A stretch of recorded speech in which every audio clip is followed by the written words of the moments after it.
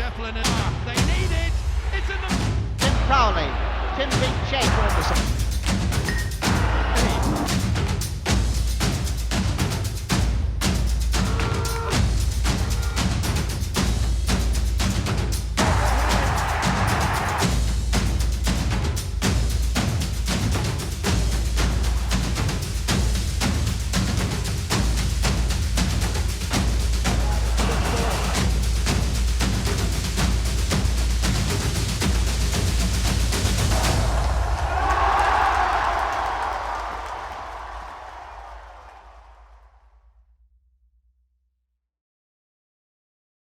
The Gaelic Athletic Association is Ireland's largest sporting organisation. Since its establishment in County Tipperary in 1884, it has been at the centre of some of the most memorable and captivating events in Irish history. Whilst the GAA is celebrated as one of the great amateur sporting organisations in the world, it is part of the Irish consciousness and plays an influential role that extends far beyond the basic aim of promoting Gaelic games. By preserving and nurturing Indigenous sports and pastimes, the GAA has captured the importance of heritage and has enriched the lives of towns, parishes, clubs and counties all over the country. Fast forward over 130 years, the GAA has over 2,200 clubs in all 32 counties of Ireland.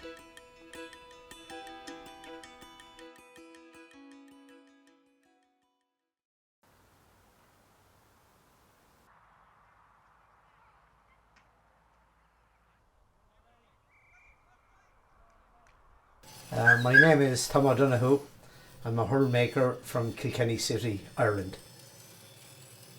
Hurling is our national sport here in Ireland, and it's played with a stick called a come-on or a hurl, and it is the oldest, fastest and most skillful field game in the world, and it consists of two halves, a 35-minute half on each half with 15 players. For a goal you get 3 points, and for a point over the bar and between the sticks you get 1 point.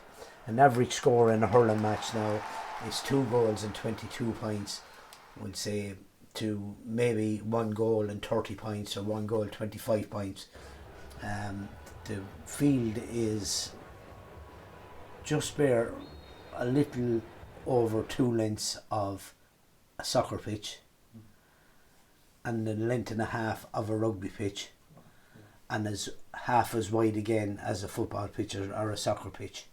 So it is, as I said, it is our national sport here in Ireland.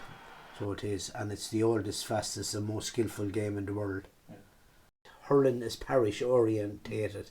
It's where there's a sign on the wall there, you don't choose your county, it's chosen for you for where you're born. You don't choose your club either, it's chosen for you, it's where you're born. What makes our game so passionate and so, want for another word,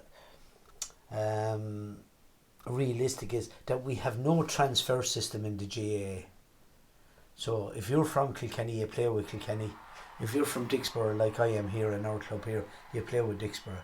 Just up the road, we'll say, across the road, you have the village, James Stevens. You play with James Stevens. Up the road here, less than a half a mile, you play with Greg Ballycallan. That's the one thing that makes our game so great.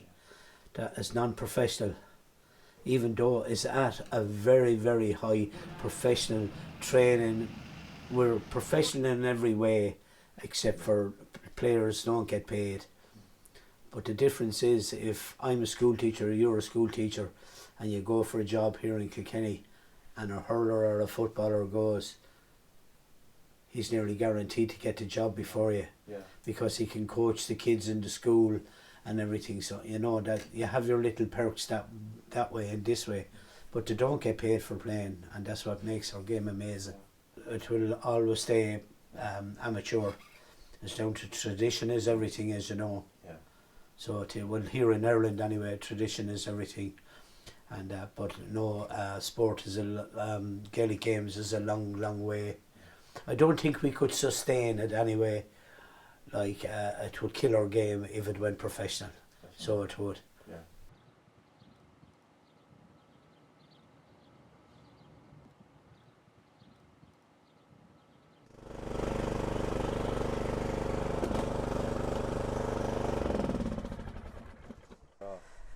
This is an undiseased ash tree from what a hurling stick is made from. We knock the tree and we look for the root, and you can see this is the root. This is what we call the toe of the tree. This is the toe here, and this is where the hurl comes from. Here is an example of a very good ash tree for hurl making. And this is what we're looking for here, is the turn on the root. This is the turn, the curl of the hurl we call it, and this is what we're looking for to make a good hurl. So now we'll take you back into the workshop and we'll show you every stage of hurl making. As I said, a hurl is made from ash, and it's made from ash for the reason of this. This is what we call the clash of the ash. And as you see, no shutter comes up along my hand. If that was two oak planks, you would shutter. If it was two iron bars, you would shutter. And what it does, it absorbs the shock. Plus ash doesn't fly when it breaks, and it very rarely splinters. So now I'm going to make a nice hurl for you. We're going to make a 32-inch hurl. A 32-inch hurl is for a young fella of around 14, 15, and lots of adults are using short hurls now. So they are. So the first thing we do is we follow the grain of the hurl. We look for the best grain and then we mark it out. This is a tradition has been used from the very start of hurling. And as you know, hurling is the oldest, fastest and most skillful field game in the whole world.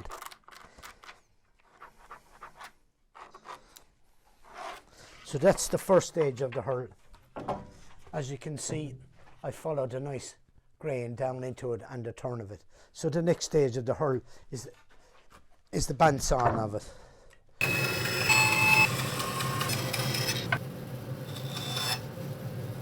So now that's your first shape of your hurl.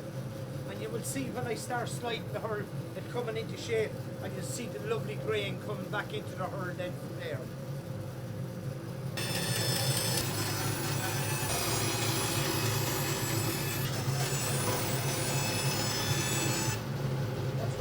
The sliding of the hurl to shape it, and as now you can see the lovely grain and the lovely turn coming into the hurl here, what we were talking about. And we're so lucky to have grain in the back of it and grain everywhere in it. It's a lovely balanced hurl, this.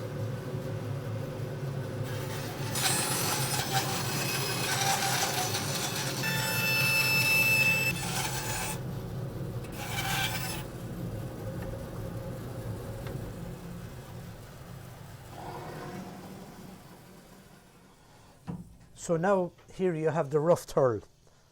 It's hard to imagine back in the day that everything I done in the bandsaw was done with an axe. The hurl was made with an axe. It was different. The hurl has evolved over the times. You take this hurl here,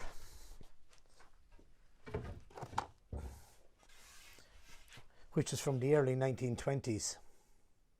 So it is how much the shape of the hurl has changed over the last few decades. That's the difference, and the biggest difference is the length of the hurl and the width of the boss. So now we'll take it to the finishing bench and we will finish the hurl. Now, so this is the finishing bench, and these are the modern tools we use now, towards back when they were making this type hurl. Everything was done with glass because glass was plentiful. They didn't have the tools to do it, so we're lucky enough to do it. So now we will finish the hurl, and the first thing we'll do is we'll take the round back spoke shave and we'll start on the handle. I always start on the handle of the hurl so that I can get a pretty good feel for it, and for while I'm finishing it, when I pick it up, I'll be able to get a balance on it. So now that the handle is nice and round here, we will start to straighten the hurl and round it. So we start to straighten it with a smoothing plane.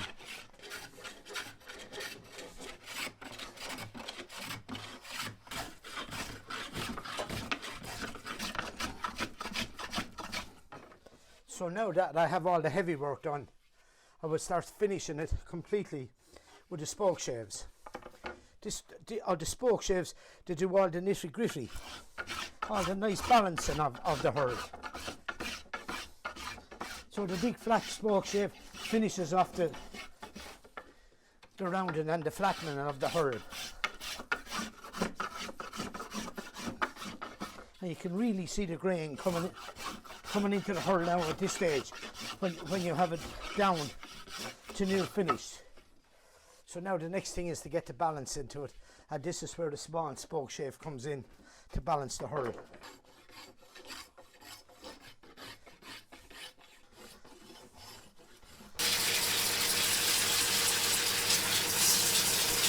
This is where all the final touches are made to the hurl.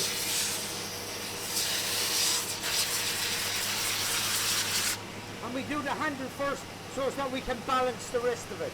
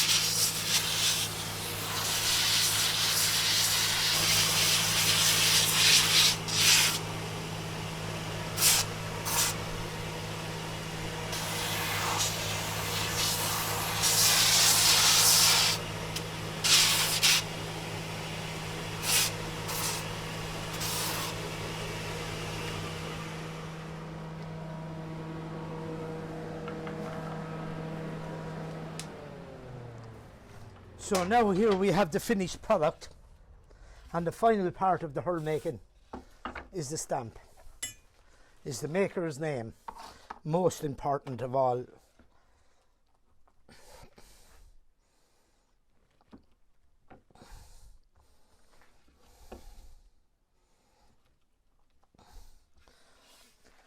So now hopefully the hurl is ready for to play in Croke Park on All-Ireland final day.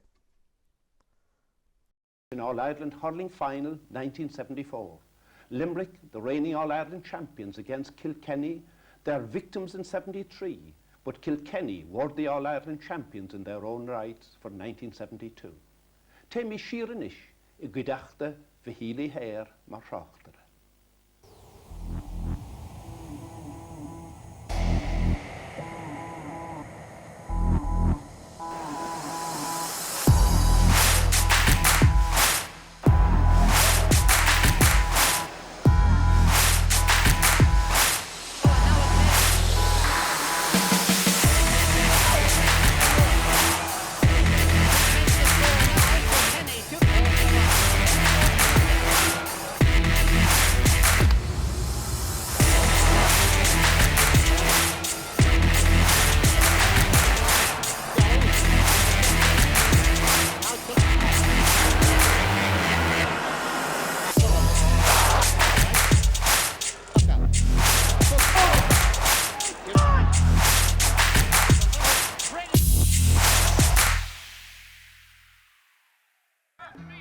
The GAA is at the core of social and cultural life within Irish communities and continues its prominence in areas abroad and promotes Irish heritage and identity across the globe. The Irish diaspora refers to ethnic Irish people and their descendants who live outside of their native country. Since the 1800s, approximately 10 million Irish people have emigrated abroad. For many Irish emigrants, a GAA club is often the first port of call when arriving to a new country. They not only offer the opportunity to play Gaelic sports, but act as a hub for networking and a means to find work and accommodation, all to make the move seem easier. The GAA now has 400 established clubs across the world. in places such as the United States of America, Australia, Britain, Canada, China and mainland Europe. The UK makes up over 50% of Irish diaspora and has 7 counties that represent GAA Britain. County London play their home games at the newly redeveloped McGarry Park in Ruislip, situated in West London. The overseas growth of the GAA has enabled Irish emigrants to find a sense of familiarity and belonging through Gaelic sports, work and social events. Even when the All-Ireland finals are on now, you make sure, no matter where you are, no matter what part of the world you're in, you're going to go and find a pub that you can watch it in. I remember last year I was in Spain, and the pub that I use, I said to the guy, I said, "Can you get the hurling on?" And he kind of looked at me with 2 heads. He goes, "The what?" Yeah. But we found it, we played it, and everybody in the pub, by the end of the game, was fascinated. Exactly. And they just couldn't believe that nobody was injured. And nobody was rolling around the ground, and nobody was, carted off. And yeah, so by the end of the day, I think I had 5 new hurling friends. And I have been back there since, and they've always asked, "When's the hurling on?" The big thing is that how much do these guys get paid? And I said, they don't. I said, they're amateur. It's an amateur sport. They don't get paid. I said, they all have day jobs. And they just go, no way. Yeah. I think, well, people have more access to it through TV and everything now. Right. Whether that's a good thing or not, that Sky have bought the rights to it, I don't know. Only time will tell. Because I think people are not happy because they think that, they think that Sky are eventually going to be the only people showing it. I don't know. It's taking games away from RTE. Yeah, it's taking games away from the common man that just looks forward to the Sunday game on a Sunday afternoon on TV. And now, if he hasn't got Sky, he can't watch it. But it's all down to money. But, well, God, I remember a time when, now I'm going back to when I came to London first, I remember this pub, and you couldn't watch the games live. So Monday night would be a big night in the pub, because they would have flown over a VHS cassette of the game. No way. And they would play it on the Monday in the pub. Yeah. Yeah, it's a lot easier to get to the clubs, and there's a lot more clubs now. And I remember I was talking to Jolene, my wife, and she remembers when her brother came here one summer to work, and the company he was working for, it was nearly part, "We'll give you a job if you play football for our club."